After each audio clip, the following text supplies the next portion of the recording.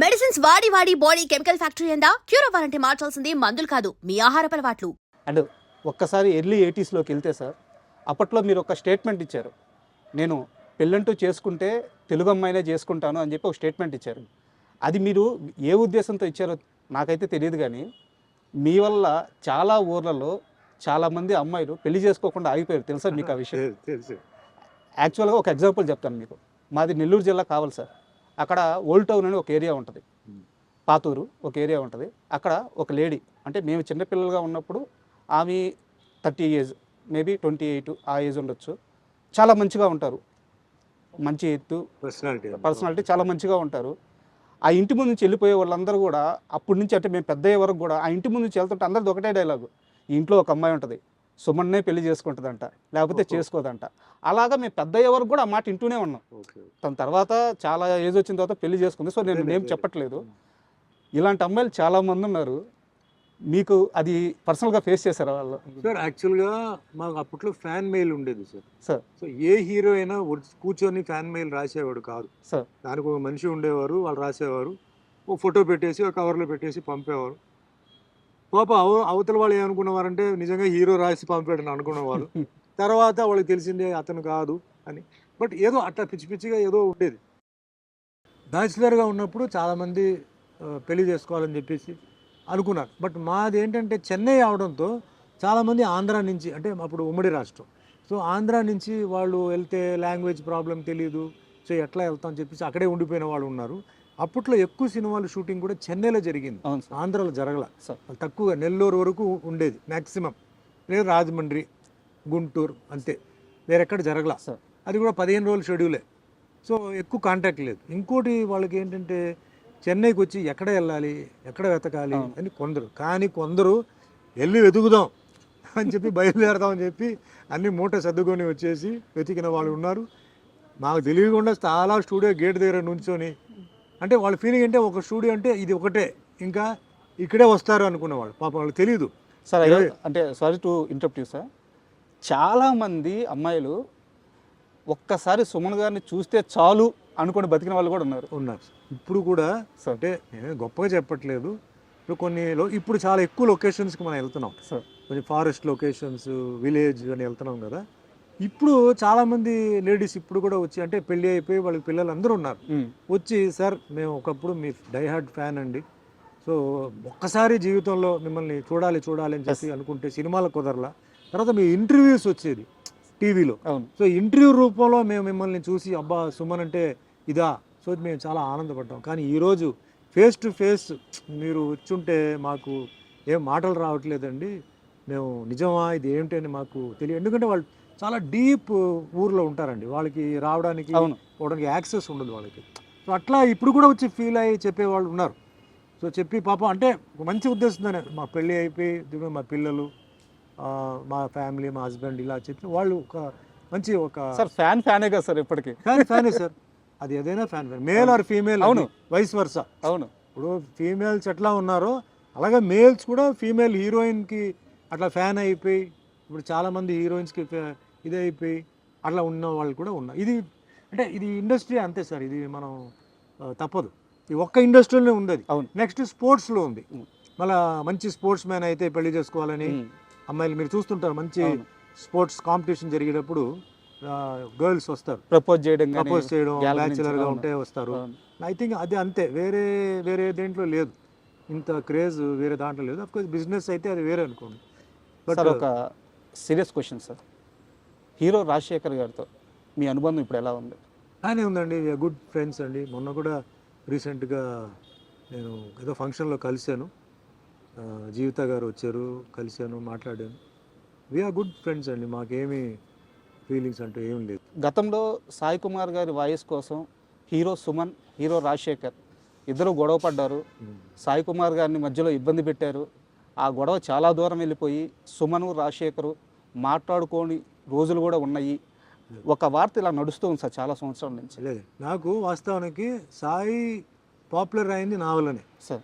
ఆయన వాయిస్ ఇచ్చేటప్పుడు తమిళ డబ్బింగ్కి ఎవరెవరికో ఇచ్చేవారు, బట్ పాపులారిటీ వచ్చింది నా వల్లనే సార్. నా సినిమాలు తర్వాత పికప్ అయ్యి ప్రతి సినిమాకి సాయి కుమార్, తర్వాత సాయి కుమార్ రాజశేఖర్కి, ఎప్పుడైతే రాజశేఖర్ వచ్చారో రాజశేఖర్కి చెప్పాడు.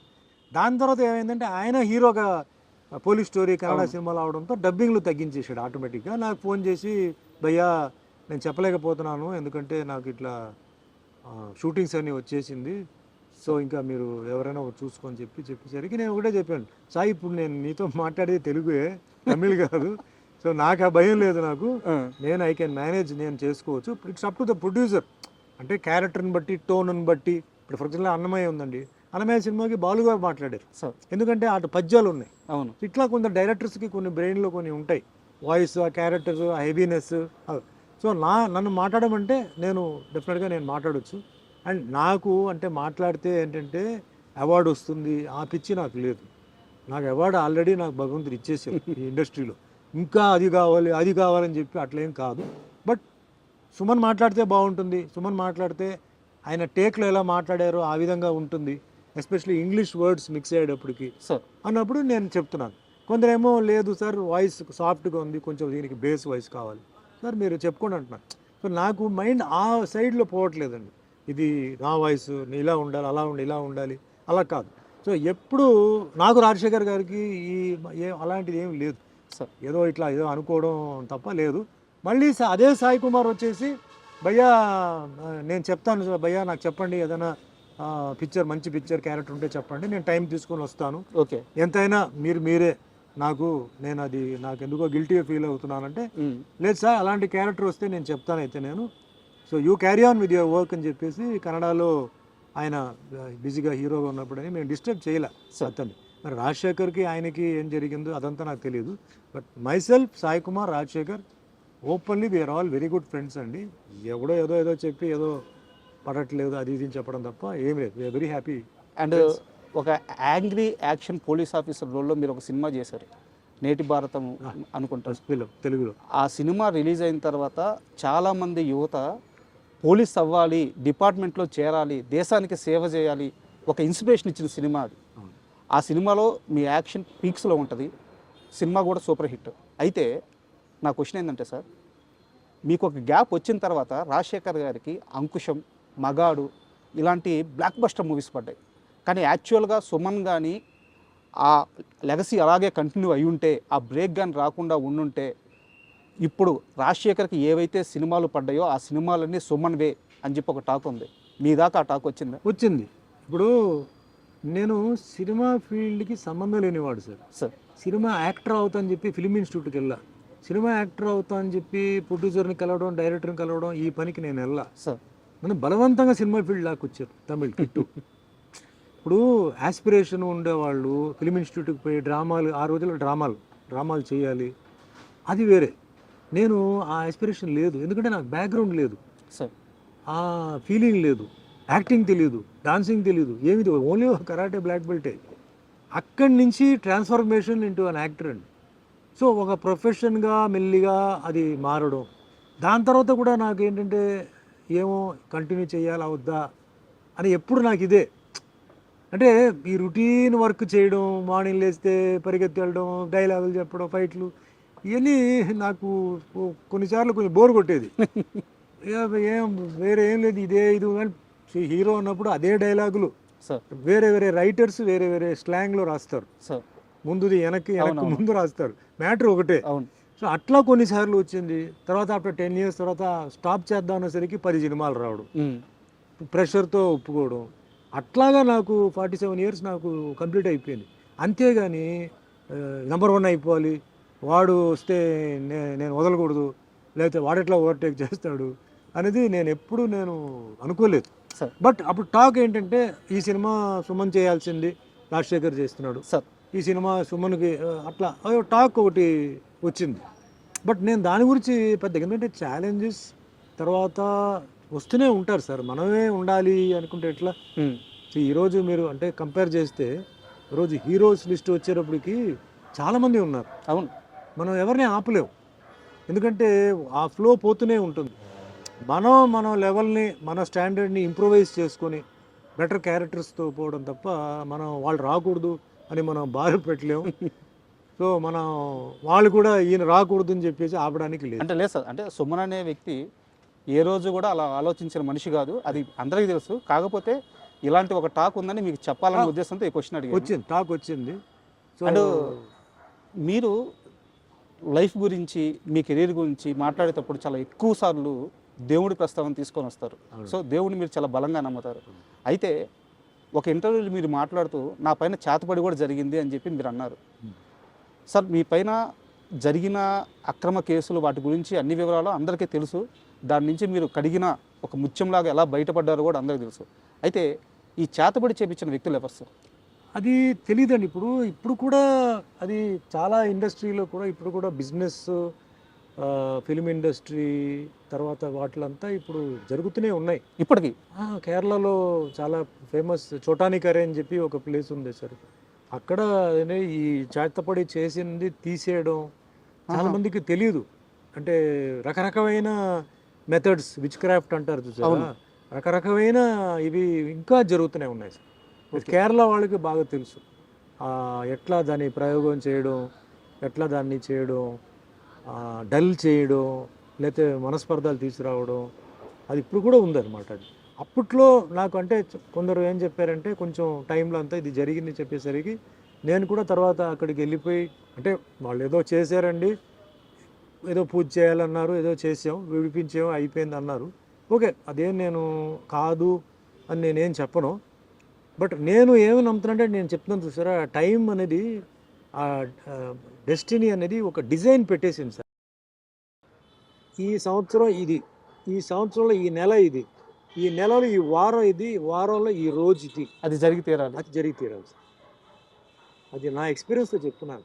మనం వేరే వాళ్ళ మీద చెప్పొచ్చు, వీడు తొక్కేసాడు, వీడు నొక్కేసాడు, వీడి వల్ల జరిగింది, వాడు. ఆ టైం అలా జరిపిస్తుంది. ఆ టైం కొందరితో చేయిస్తుంది.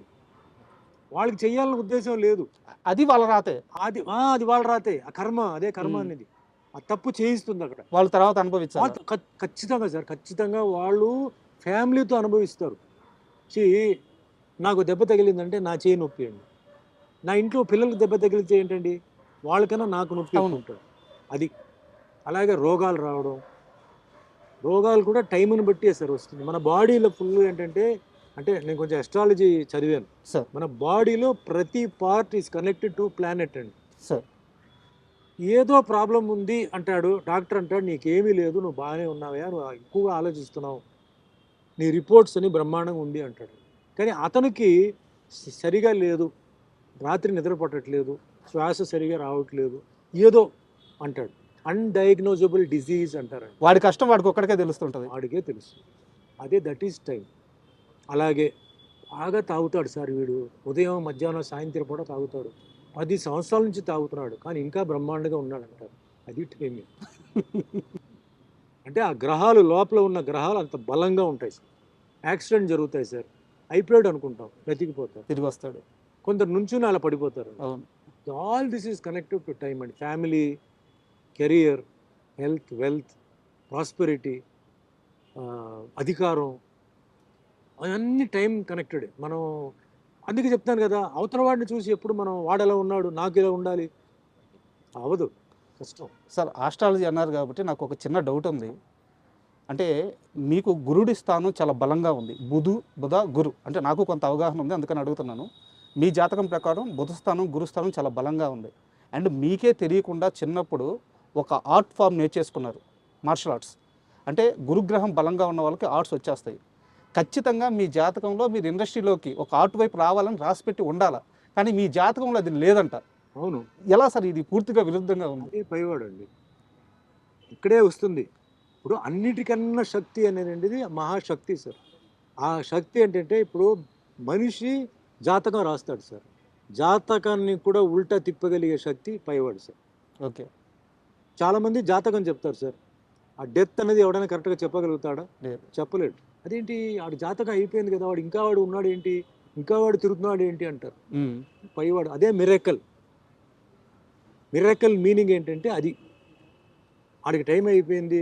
ట్రాజెడీ మీనింగ్ ఏంటి, అదేంటి అప్పుడే చనిపోయాడు, పాపం చిన్న వయసు, వాడికి ఇంకా మంచి భవిష్యత్తు ఉంది కదా, జాతకంలో అలా లేదు కదా.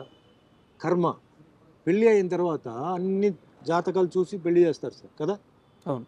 మ్యాచ్ అయిందా లేదా, అవును, చాలా ముహూర్తాన్ని బట్టి టైం తాళి కడతారు. అవును. ముహూర్తానికి ఫస్ట్ నైట్ పంపుతారు, అన్నీ పంపుతారండి. ఎందుకు విడిపోతున్నారండి? ఉమ్, పెద్ద పెద్ద వాళ్ళు చీప్గా చూడరు కదా అవును, జాతకాలు. అవును, పూర్వజన్మ కర్మ, కర్మ. ఆ పూర్వజన్మ కర్మలో బ్యాలెన్స్ ఉంటుంది, అది బెండు తీస్తుంది. ఎట్లా? పిల్లల ద్వారా. ఉమ్, ఎవడైతే తప్పు చేశాడో వాడేమనుకుంటాడు, నన్ను ఎవడేం పీకలేడు, నేను అది చేశాను ఇది చేశాను వాడిని మోసం చేశాను ఏ అనుకుంటాడు. కానీ వాడికి ఒక మనసు ఉంటుంది కదా, దానికి ఒక అంతరాత్మ ఫీలింగ్ ఉంటుంది తెలుస్తుంటుంది. కదా, అవును. అది ఫీలింగ్ ఇవ్వాలి కదా. ఎవరి ద్వారా? పిల్లల్ని బెండి తీస్తే ఆడు ఏడుపుతాడు, లేకపోతే వాడు ఏడవడు. సో కర్మ, ఆ కర్మ సిస్టమ్ అండి. You get what you give అంటారు. You give happiness, you get happiness. You give sorrow, you get sorrow. So ఆ కర్మ సిద్ధాంతం అక్కడ ఏంటంటే అది బుక్లో ఎంటర్ అయిపోతుంది. మీరు ఏ తప్పు చేసినా అది ఎంటర్ అయిపోతుంది. ఎప్పుడు ఇవ్వాలి, ఏ విధంగా ఇవ్వాలి, ప్లేట్లో ఇవ్వాలా, ఆకులో ఇవ్వాలా, ఎట్లా ఇవ్వాలి అనేది డిసైడ్ చేసి మీ కరెక్ట్ టైంకి పెడుతుందండి. సార్, మీ జైలు జీవితం గురించి, ఆ పరిస్థితుల గురించి మీరు చాలా ఇంటర్వ్యూలో మాట్లాడారు. నేను వాటి లోతుల్లోకి వెళ్ళట్లేదు సార్. ఆ అంశం మీద నాకు రెండు క్వశ్చన్లు ఉన్నాయి, ఇప్పటివరకు ఎవరు అడగలేదు. 1985 మే 19 డేట్ తప్పైతే కరెక్టే. Correct. 19th. ఆ రాత్రి మీ ఇంటికి పోలీసులు వచ్చారు, మిమ్మల్ని తీసుకెళ్లారు, ఒక ఎఫ్ఐఆర్ వేశారు, అక్కడ ఉంచారు. సరే, దాని నుంచి మీరు ఒక 6 నెలల తర్వాత బయటపడ్డారు, జైల్లో చాలా కష్టాలు అనుభవించారు. ఇవన్నీ పక్కన పెట్టేద్దాం, ఎందుకంటే అందరికీ తెలుసు. కానీ సార్, మీరు జైలుకి వెళ్ళక ముందు ఒక పెద్ద రాజకీయ నాయకుడు, తమిళనాడులో ఒక పెద్ద రాజకీయ నాయకుడు మిమ్మల్ని పిలిచారని, సుమన్ నీ మీద ఇలాంటి ఒక అభియోగాలు నేను వింటున్నాను, నా దాకా వచ్చినాయి, జాగ్రత్తగా వాటన్నిటినీ పక్కకు వచ్చేసి అని అడిగారని, దానికి మీరు నేను ఏ తప్పు చేయలేదు, నాకు సంబంధం లేదు, నాకేం సంబంధం, నాకెందుకు చెప్తున్నారు అని ఆయన నొచ్చుకునేలా సమాధానం చెప్పారని, దానివల్లే మీరు జైలుకి వెళ్ళాల్సి వచ్చిందని నేను ఒక 2 రోజుల్లో అన్ని పాత వార్తలు అన్నీ తెలుసుకొని కాస్త మీ ముందు ఈ క్వశ్చన్ ఉంచుతున్నాను. నిజమా అబద్ధమా? రాంగ్ అండి. Wrong. ఎవరు నన్ను పిలవలేదు, ఎవరు నాతో మాట్లాడలేదు, ఏ పెద్ద రాజకీయ నాయకుడు కూడా నా దగ్గరికి రాలేదు. It was all of a sudden అండి. సుమన్ జైలుకి వెళ్తారని సుమన్కి ముందే తెలుసు కదా? లేదు, తెలియదు. తెలిస్తే మేము జాగ్రత్తలు ఉంటాము. మీ వెనక పోలీసులు పడుతున్నారని, మీ కాల్స్ కానీ మీ మెసేజ్లు కానీ ఎవ్రీథింగ్ పోలీసులు ట్రాక్ చేస్తున్నారని మీకు తెలియదా? అక్కడ మెసేజ్ ఎక్కడ ఉంది ఆ టైంలో? కాల్స్ లేవు. అంటే మా ఐడ్రీమ్కి వచ్చినప్పుడు భానుచంద్ర గారు ఒక మాట చెప్పారు. ఒకరోజు రోడ్డు మీద ఆయన పోతా ఉంటే మీరు ఆల్ ఆఫ్ సడన్గా కార్ వేసుకొని వచ్చేసి, అప్పటికే అది న్యూస్ వచ్చేసిందండి. అది జరిగిన సెకండ్ డే ఏదో నాకు అరెస్ట్ అయింది. ఓకే, అంతే. అది ఆయన చేసిన సెకండ్ డేకి నాకు అరెస్ట్ అయింది సార్. అప్పటికి మనకి అంటే మనకు ఉన్న ఒక సర్కిల్ ఉన్నారు కదా, 2-3 days ముందు తెలిసిపోయింది. సర్కిల్ చెప్పారు ఓకే. ఇట్లా ఏదో అనుకుంటున్నారు ఇట్లా అన్నప్పుడు, ఇప్పుడు భయపడిపోయి కండిషన్ బెయిల్ తీసి లేకపోతే హై బెయిల్కి పోవడం లేదు. నేను I wanted it, let it come. I was prepared, come what be. ఎందుకంటే అలా చేసినప్పుడు వేరే ఎవడో చేయాలనుకున్న వాడు ఇంకా దారుణంగా ఏదో ఒకటి చేస్తాడు. ఇప్పుడు ఇలా వెళ్ళిపోవడంతో ఏంటంటే వాడి మైండ్లో వేరే ఏదైనా ఉండుంటే అది వెళ్ళిపోయాడు లోపల, అమ్మయ్య నా ఇదే అనుకొని కొంచెం వాడు రిలాక్స్ అవుతాడు. అది అవలేదు అనుకోండి, ఇంకా వేరేదైనా వాడు చేయవచ్చు కదా.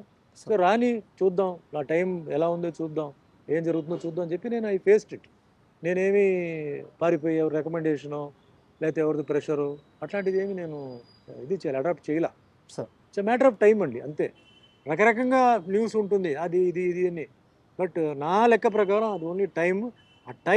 ఆ టైం వచ్చేటప్పటికి ఎవరో ఒకరు దాన్ని చేయిస్తారు. మంచి చెడు. 6 నెలల జైలు జీవితం అంటే చిన్న విషయం కాదు సార్. ఎందుకంటే 2 రాత్రులు జైల్లో ఉంటేనే మనిషి మానసికంగా కృంగిపోతారు. పక్కన ఎవరు ఉండరు, అయిన వాళ్ళు ఉండరు, పలకరించే వాళ్ళు ఉండరు. 6 నెలల జైలు జీవితం తర్వాత జైలు నుంచి వచ్చి బయటకు వచ్చిన సుమన్ను చూసి, ఈ మనిషి 6 నెలలు జైల్లో ఉన్నాడా, ఏంది ఇంత ఫ్రెష్గా ఉన్నాడు అంటే ఒక మల్లెపువ్వులాగా తిరిగి వచ్చారంట. ఆ 6 నెలల కాలంలో ఫిజికల్గా కానీ మెంటల్గా కానీ మీరు స్ట్రాంగ్గా ఉండడానికి జైల్లో ఏం చేశారు? First point karate sir. Okay, karate నాకు మెయిన్ బేస్. అక్కడ కూడా జైల్లో కూడా కరాటే ఎక్సర్సైజ్ నేను చేసేవాడిని. తర్వాత జైల్లో ఉన్న ఖైదీలు ఎవరైతే ఉన్నారో వాళ్ళని చాలా బాగా చూసుకున్నారు సార్. ఖైదీలా?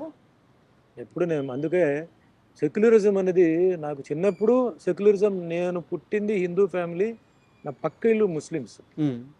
మా అమ్మగారు కాలేజ్ ప్రొఫెసర్, ఆవిడ ఊటీకి వెళ్ళేటప్పుడు పక్క ఇల్లు వాళ్ళని చూసుకోమని చెప్పేసి వెళ్ళేవారు. నేను ముస్లిం భోజనాలు వారం రోజులు తినేవాడిని.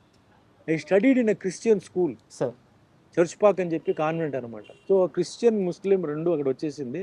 స్కూల్లో నాకు Parsi friends, Buddhist friends, Jain friends ఉండేవారు. సో పక్కా సెక్యులర్ దీంతోనే నేను పెరిగాను.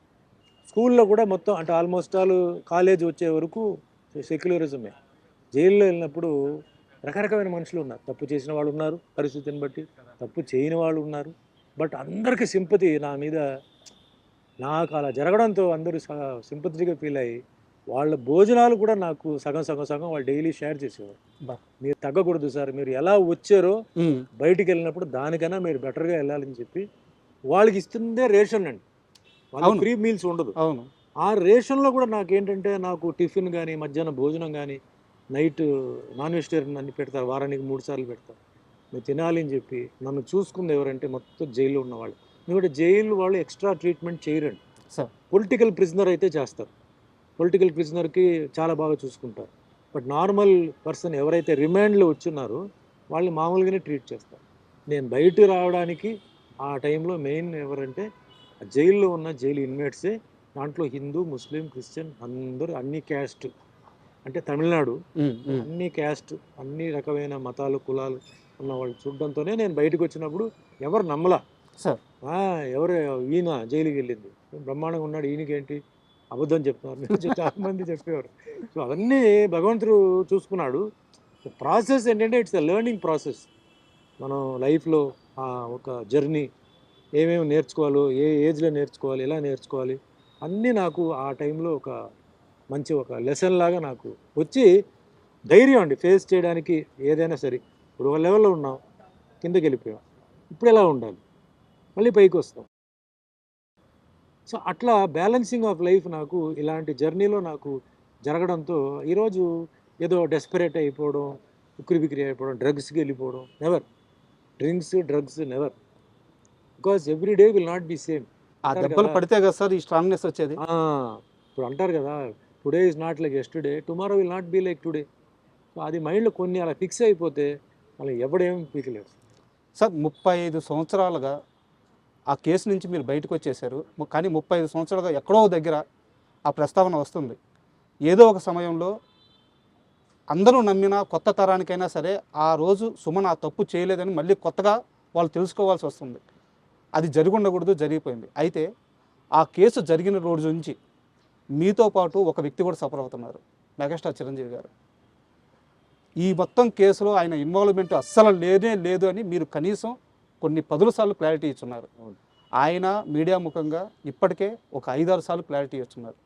ఇప్పటికీ ఆయనంటే నచ్చని వాళ్ళు, ఆయన్ని తిట్టాలనుకునే వాళ్ళు, ఆయన్ని వ్యతిరేకించే వాళ్ళు ఇప్పటికీ ఆ కేసు మీద పెట్టి కింద కామెంట్లో సోషల్ మీడియాలో పెడుతూ ఉంటారు. మీరిద్దరు చేయాల్సిన అన్ని ప్రయత్నాలు చేశారు, ఇది తప్పు, ఆయన ప్రమేయం లేదు అని చెప్పేసి. కానీ ఇప్పటికీ అంటూనే ఉన్నారు. ఇందాక నేను మిమ్మల్ని ఒక వరం అడిగాను, ఆ వరం ఇప్పుడు మీరు చిరంజీవి గారికి ఫోన్ చేసి ఒక్కసారి దీపావళి శుభాకాంక్షలు చెప్తే. ఇప్పుడు అది వద్దు sir, I don't want to bargain. ఎందుకంటే మా రిలేషన్షిప్ బాగుంది సార్. ఏదో అడ్వాంటేజ్గా తీసుకొని అది చేస్తే మళ్ళీ రేపు ఫ్యూచర్లో నాకు ఇది కాల్ చేసేది నాకు రాదు సార్. సో ఆయన అడగకుండా అది చేయకూడదు. అది సార్ ఆయన అడిగి నెక్స్ట్ టైం ఏదైనా ఉంటే మనం చేయవచ్చు, కానీ అడగకుండా I don't want to do it. Exploit చేయడం నాకు ఇష్టం లేదు. అంటే ఆ రిలేషన్ ఎలా ఉంది సార్ ఇప్పుడు? నా మీద కానీ చిరంజీవి గారి మీద కూడా ఏంటంటే ఎప్పుడు ఉంటాయి, ఎంత మంది చేసినా పినాలే వెనకాల ఎవరో ఒకరు ఉంటారు. సో ఏదో ఒకటి ఇలా చేస్తే అది సుమన్ చేసినట్టు, లేదా ఏదో ఒకటి కమెంట్ చేస్తే అది చిరంజీవి చెప్పినట్టు అని ఒక దాంట్లోనే ఒక థ్రిల్ వస్తుంది వాళ్ళకి. నేను చెప్తాను చూడండి మీకు థ్రిల్ అంటే ఈ పర్వర్షన్లో. ఇప్పుడు మీ చాలా very sorry to say YouTube ఛానల్స్లో మేము ఆర్టిస్టులు చనిపోయినట్టు కొందరు వేస్తుంటారు. అవును సార్, చూసే ఉంటారు. అవును.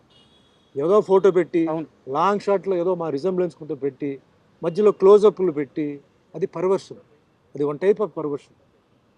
అలాగే ఇది ఒక టైప్ ఆఫ్ పర్వర్షన్ ఇది. సో దాన్ని మనం ఏం చేయలేం. ఇప్పుడు ఆ పర్వర్టెడ్ మెంటాలిటీ ఉంది చూసారా, దాన్ని మనం ఏం చేయలేం.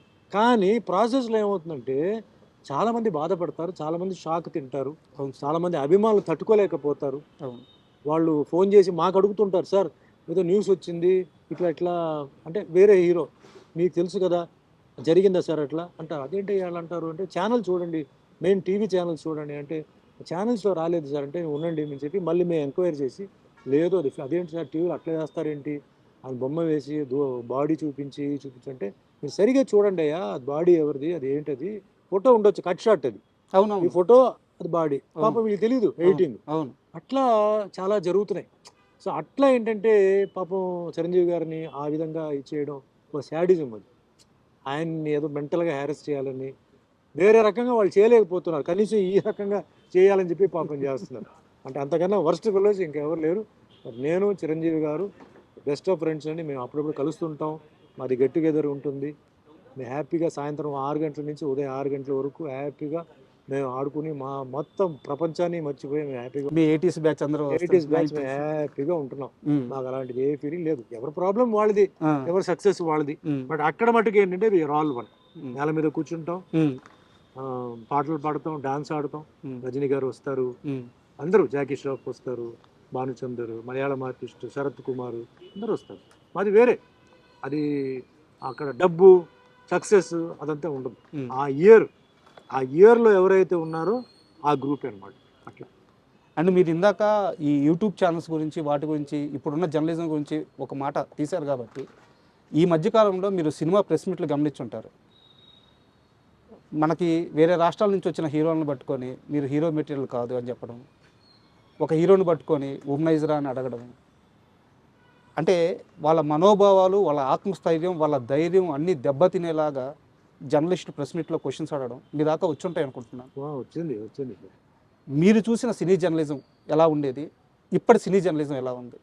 మేము అప్పుడు 75, 85, 95 సార్, అప్పుడు దాకా ఏంటంటే ఎల్లో జర్నలిజం ఉండేది సార్. ఎల్లో జర్నలిజం ఏంటంటే కొన్ని బుక్స్ దీనికోసం ప్రింట్ అయ్యేది.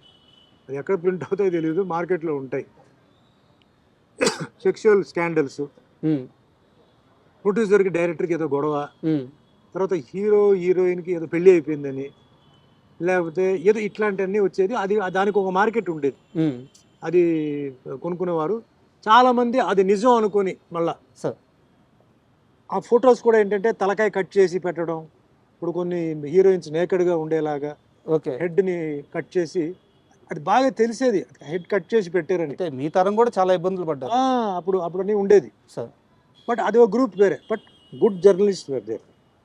మంచి మేము జర్నలిస్ట్ అంతా మేము రెస్పెక్ట్ ఇచ్చాము సార్. మేము జర్నలిస్ట్ వస్తున్నారంటే లేచి నిలబడి కూర్చోమని చెప్పి భోజనాలు పెట్టి మాట్లాడి చేసాం. అంటే మంచి జర్నలిస్టులు ఉండేవారు. తర్వాత ఏమైంది, ఇలాంటి వాళ్ళు చేయడంతో ఏమైందంటే వాళ్ళ మీద కూడా అదే ముద్రపోయింది. అంటే ఇప్పుడు మీరు అన్న టాపిక్లో హీరోయిజం గురించి, పర్ఫార్మెన్స్ గురించి అది వేరే, ప్రైవేట్ మ్యాటర్స్కి పోవడం, పర్సనల్ మ్యాటర్స్కి పోవడం ఇది వేరే. ఒక దీంట్లో సరిగా యాక్ట్ చేయలేదంటే అడగడం తప్పులేదు. ఏంటి సార్ మీరు మంచి యాక్టర్ కదా, మీరు ఎందుకు దీంట్లో సరిగా చేయలేదు, తప్పులేదు. బట్ వేరే ఎఫ్ఐఆర్ గురించి అడగడం, నిజమా కాదా తెలుసుకోకపోవడం, చెప్పడం, ఒకసారి అలా అనేసిన తర్వాత నేను అలా అనుకోలేదు సార్ ఇదా, అది తప్పది. Journalism is a profession sir, దాన్ని జాగ్రత్తగా కాపాడుకోవాలి, కరెక్ట్ క్వశ్చన్స్ అడగాలి. మీకు ప్రూఫ్ ఉందా చూపించండి, అడగండి. ప్రూఫ్ లేకుండా అలా అన్నారు, ఇలా ఊహించుకున్నాం. ఇప్పుడు ఒక హీరో హీరోయిన్ ఉన్నారు సార్, వాళ్ళు క్లోజ్గా మాట్లాడుతున్నారంటే వెంటనే మనం వాళ్ళు ఇద్దరు లవ్లో ఉన్నారు, ఎఫ్ఐఆర్లో ఉన్నారు అనుకోకూడదు. అవన్నీ పోయింది. అది ఇప్పుడు జనరేషన్ కూడా చేంజ్ అయిపోయింది సార్. ఇప్పుడు అబ్బాయిలు అమ్మాయిలు బయట వెళ్తున్నారు, హోటల్కి వెళ్తున్నారు, తింటున్నారు, బయట టూర్స్కి వెళ్తున్నారు, పేరెంట్స్ వదులుతున్నారు, ఎవరి డిస్టెన్స్ వాళ్ళు మెయింటైన్ చేస్తున్నారు.